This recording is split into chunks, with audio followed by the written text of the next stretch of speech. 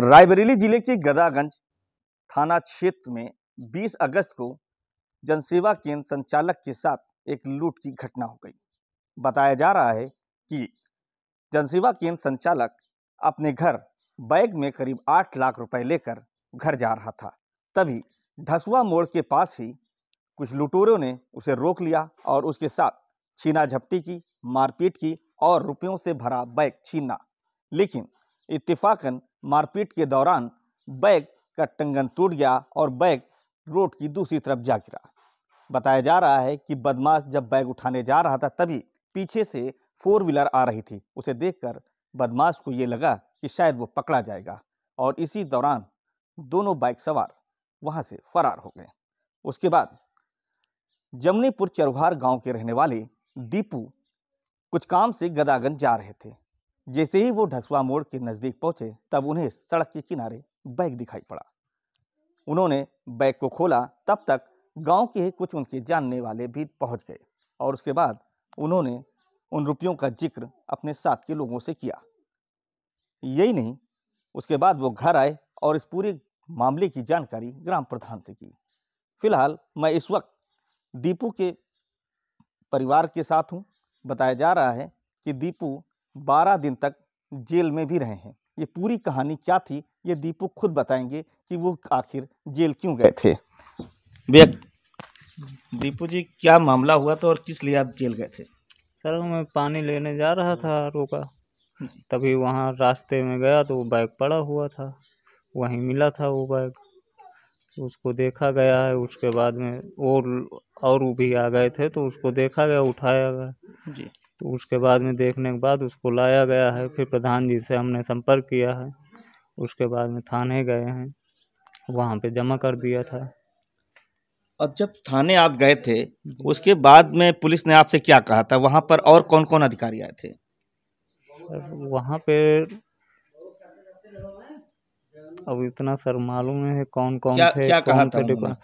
उन्होंने बोला था ठीक है जाओ, जैसे कुछ वो होगा तो हम बुला लेंगे, पूछताछ के लिए बुला लेंगे। फिर किस तारीख को आपको बुलाया था वापस? उसके बाद में 24 को बुलाया था। फिर गए थे वहाँ पे तो पूछा उसके बाद में बिठा लिया था वहीं पे। जी जी। उसके बाद फिर क्या हुआ?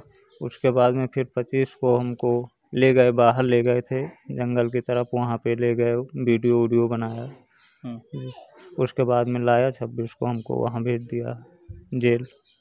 मतलब जब आपको जंगल ले गए थे तो वहाँ पर आपको कुछ एहसास हो रहा था कि अब क्या होगा? वहाँ पे कुछ पूछताछ आपसे कर रहे थे, कुछ किया आपसे? अब वहाँ पे पूछताछ किया, नाम पूछा था सर, वही गांव पूछा था। जी। उसके बाद वहाँ क्या लगा आपको? हमें लगा कि अब भेज देंगे, अब सुनेंगे नहीं हमारे कुछ। अच्छा दीपू, क्या करते हैं आप? मैं ट्रेडर्स का काम करता था। अच्छा जी। तो परिवार में कितने लोग हैं? 5 लोग थे।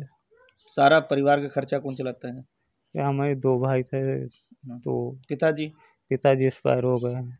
यानी पूरी जिम्मेदारी आप लोगों पे है। जी। क्या लगा उसके बाद आपके परिवार को पता चला कि जेल जा रहे हैं, कुछ बताया आपने? सर कुछ नहीं मालूम चला, वो तो भेज दिए, उसके बाद में वहाँ से पता चला। जेल में आप जब थे तब आप क्या महसूस कर रहे थे कि रुपयों से भरा बैग भी पुलिस को दे दिया, उसके बाद हम यहाँ सलाखों के पीछे पड़े हैं? क्या कुछ चला होगा? इतने दिन 12 दिन थे आप वहाँ पे। जी, हम वही सोच रहे थे कि हमने पहुँचाया भी, उसके बाद में भी हमको यहाँ भेज दिया गया है।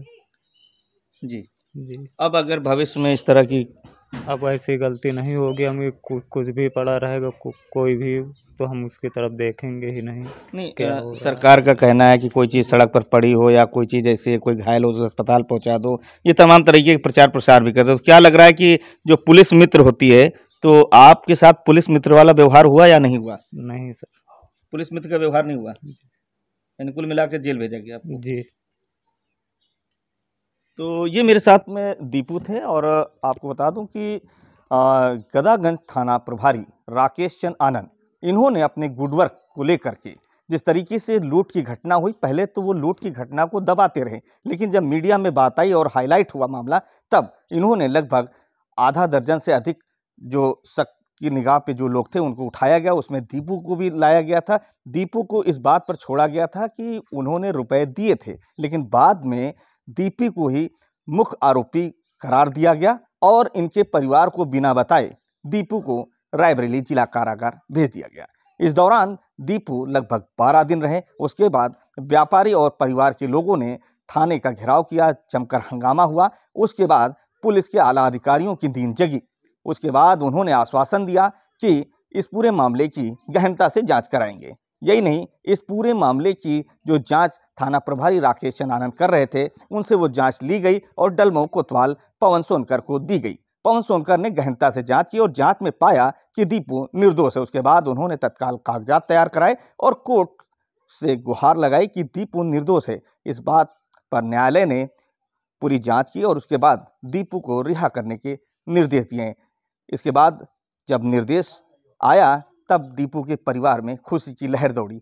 दीपू आज अपने परिवार के बीच हैं। लेकिन एक बात श्री न्यूज़ के माध्यम से कहना चाहूँगा कि सरकार प्रचार प्रसार के तमाम तरीके के कार्यक्रम आयोजित करती है और कहती है कि पुलिस मित्र है और पुलिस के अधिकारियों से भी कहती है कि वो जनता से मित्रता निभाएं। लेकिन क्या लगता है कि दीपू ने एक ईमानदारी की मिसाल पेश करते हुए रुपयों से भरा बैग लौटाया और दीपू को मिली सिर्फ जेल, और वो भी 12 दिन तक। आप सोच सकते हैं कि 12 दिन किस तरीके से दीपू ने जेल में काटे होंगे। ये दीपू ही महसूस कर सकते हैं या फिर जिन लोगों ने जेल काटी है। फिलहाल अब देखना ये होगा कि पुलिस के आला अधिकारी ऐसी लापरवाही करने वाले थानेदार और उनके जो साथ में जो उनके कर्मचारी थे, उनके खिलाफ क्या कार्रवाई करते हैं, ये आने वाला वक्त बताएगा। महताब अहमद, श्री न्यूज़, रायबरेली।